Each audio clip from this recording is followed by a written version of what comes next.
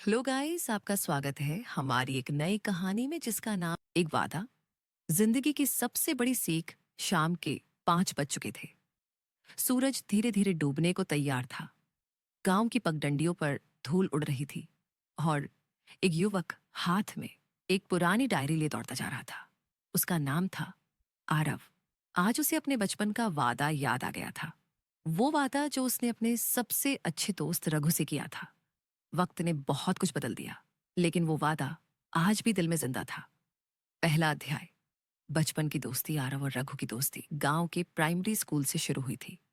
दोनों ही गरीब परिवारों से थे, लेकिन सपने बड़े थे। आरव पढ़ाई में तेज था, जबकि रघु हर खेल में अव्वल। स्कूल की घंटी बजती और दोनों भागते हुए उस पुराने पीपल के पेड़ के नीचे जाकर बैठते। वही पेड़ जो उनकी दोस्ती का गवाह था। रघु अक्सर कहता, भाई आरव, तू आईएएस बनेगा और मैं पुलिस वाला, फिर हम अपने गांव को बदल देंगे। आरव मुस्कुराता और कहता, हाँ रघु, और हम ये वादा करते हैं कि एक दूसरे का साथ कभी नहीं छोड़ेंगे। दूसरा अध्याय। संघर्ष की शुरुआत। समय बीतता गया। 10वीं की परीक्षा दोनों ने पास की, लेकिन यहीं पर उनकी राहें अलग होने लगीं। आरव के पिता ने शहर भेजने के लिए बड़ी मुश्किल से पैसे जुटाए। रघु के घर की हालत इतनी खराब थी कि उसे पढ़ाई छोड़कर मजदूरी करनी पड़ी। आरव शहर चला गया, लेकिन रघु ने उसे रोकने की कोशिश नहीं की। बस जाते जाते इतना कहा, आरव, तू आगे बढ़। मेरा सपना अब तेरे साथ है। जब तू ऑफिसर बनेगा, मैं तुझे सैल्यूट करूंगा। तीसरा अध्याय। शहर की चमक और अकेलापन। शहर में आरव की जिंदगी आसान नहीं थी। पढ़ाई, हॉस्टल, पैसों की तंगी, सबने उसे कई बार तोड़ने की कोशिश की, लेकिन रघु की बातें उसे हर बार उठने का हौसला देती। आरव की आदत थी, हर महीने की 15 तारीख को रघु को चिट्ठी लिखता और अपने संघर्षों के बारे में बताता। जवाब कभी नहीं आता, लेकिन आरव मानता था कि रघु जरूर कहीं ना कहीं उसे पढ़ता होगा। चौथा अध्याय। सपनों की उड़ान। 5 साल बीते। आरव ने यूपीएसएससी पास कर ली। पूरे गांव में ढोल बजने लगे। आरव अब अधिकारी बन चुका था, लेकिन उसी दिन उसे एक चिट्ठी मिली जो रघु की लिखी हुई थी। भाई आरव, मैं जानता था तू कर दिखाएगा। मेरी खुशी तेरी जीत में है। अब तुझसे मिलने की ख्वाहिश है। अगर एक बार गांव आएगा तो मेरा सपना पूरा हो जाएगा। तेरा रघु। आरव उसी शाम गांव निकल पड़ा, लेकिन जो उसने देखा वो उसकी रूह तक हिला गया। पांचवां अध्याय। अधूरा सपना। गांव पहुंचते ही उसे पता चला कि रघु अब इस दुनिया में नहीं है। 2 महीने पहले एक सड़क हादसे में उसकी मौत हो गई थी। वो गांव के पास एक छोटे पुल की मरम्मत कर रहा था जब ट्रक ने टक्कर मार दी। आरव पीपल के पेड़ के नीचे बैठ गया, वही जगह जहां रघु के साथ उसने वादा किया था। आंखों में आंसू लिए आरव बोला, रघु, तू चला गया, लेकिन तेरा सपना अब भी जिंदा है। मैं अब इस गांव को बदलूंगा, जैसे हमने साथ बैठकर सोचा था। छठा अध्याय। बदलाव की शुरुआत। आरव ने गांव में स्कूल, अस्पताल, सड़क सब बनवाना शुरू किया। हर सरकारी योजना को सही तरीके से लागू करवाया। गांव के हर बच्चे को पढ़ाई का मौका मिला। उसने गांव के स्कूल का नाम रखा रघु मेमोरियल विद्यालय।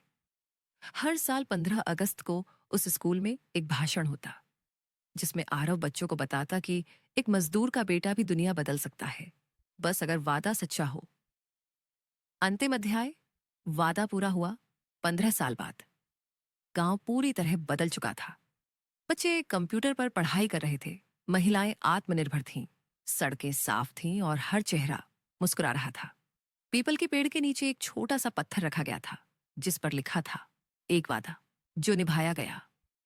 समर्पित रघु को, जिसने अपने सपनों को दोस्त के हाथों सौंप दिया। आरव उस पेड़ के नीचे बैठकर मुस्कुराता और आसमान की ओर देखता। रघु, तू जहां भी है, देख ले, तेरा सपना पूरा हो गया। 15 साल बीत चुके थे।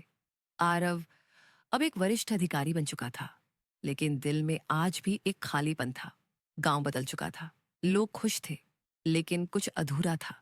शायद रघु का सपना सिर्फ गांव को बदलना नहीं था, बल्कि पूरे समाज में एक चिंगारी जगाना था।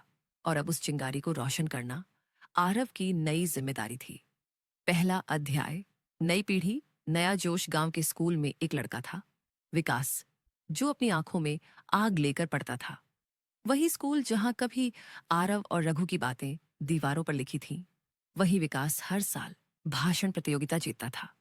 उसकी आंखों में वो चमक थी जो आरव को रघु की याद दिला देती थी। एक दिन विकास आरव से मिलने आया। उसने कहा, सर, मैंने रघु अंकल की कहानी पढ़ी है। क्या मैं भी उनके जैसे किसी के लिए कुछ कर सकता हूं? क्या मैं भी किसी का सपना पूरा कर सकता हूं? आरव के चेहरे पर हल्की मुस्कान आई। हाँ विकास, अगर तू अपना सपना किसी और के लिए जीने का जज्बा रखता है तो तू ही रघु की असली विरासत है। दूसरा अध्याय, शिक्षा का विस्तार। आरव ने विकास को छात्रवृत्ति दिलवाई और शहर में आगे की पढ़ाई के लिए भेजा। लेकिन इस बार आरव ने एक और बड़ा फैसला लिया। उसने पूरे जिले में रघु शिक्षा मिशन की शुरुआत की। उसका मकसद था गरीब बच्चों को मुफ्त शिक्षा, किताबें और मार्गदर्शन देना। जहां पहले बच्चे स्कूल छोड़कर काम करने जाते थे, अब वो कंप्यूटर सीख रहे थे। आरव ने हर गांव में रघु पुस्तकालय बनवाया।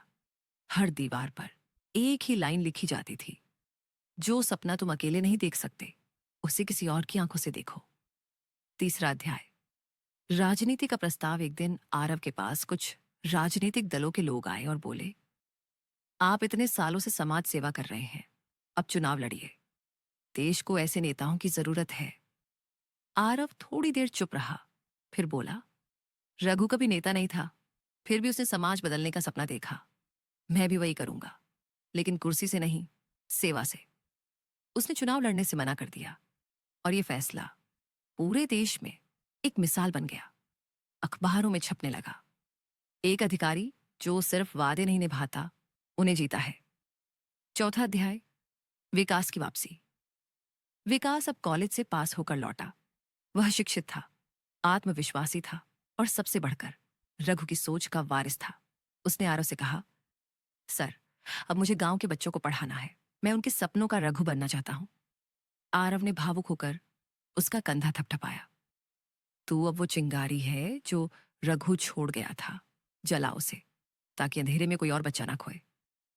पांचवां अध्याय, रघु का बेटा। एक दिन गांव में एक औरत आई, बूढ़ी, थकी हुई। उसने कहा, मैं रघु की मां हूं और ये मेरा पोता है, राजू।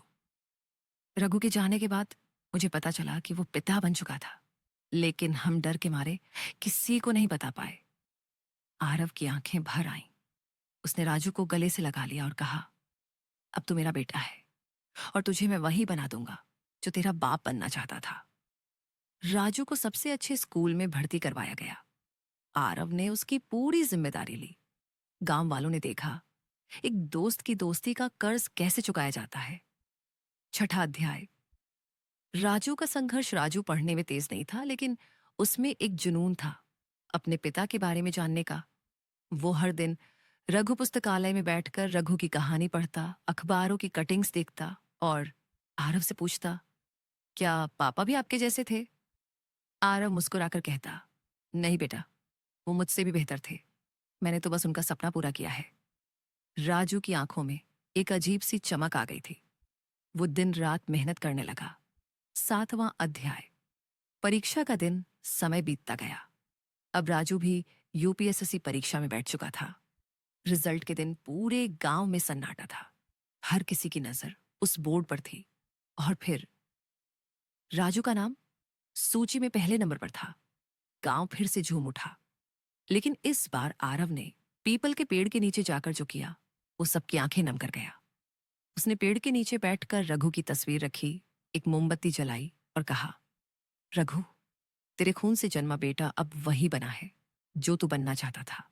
अब तेरा सपना 2 बार जी गया, पहले मैंने, अब तेरे बेटे ने। अंतिम अध्याय, सपनों की विरासत। आज राजू एक कलेक्टर है, विकास एक शिक्षक है, गांव एक मॉडल बन चुका है और हर साल एक मेले का आयोजन होता है, रघु उत्सव। उस उत्सव का नारा है, सपने अकेले नहीं देखे जाते, वो मिलकर जिए जाते हैं। आरव अब बूढ़ा हो चला है, लेकिन उसकी आंखों में वही चमक है। एक इंटरव्यू में जब एक रिपोर्टर ने पूछा, सर, आपने इतनी बड़ी कहानी घड़ी, लेकिन आपको क्या मिला? आरव मुस्कुराया और बोला, मुझे एक दोस्त मिला जिसने जाते जाते मुझे सिखा दिया कि सच्चे वादे जिंदगी बदल सकते हैं। अगर आपको ये कहानी अच्छी लगी तो हमारे चैनल को लाइक, शेयर, सब्सक्राइब जरूर करें। धन्यवाद।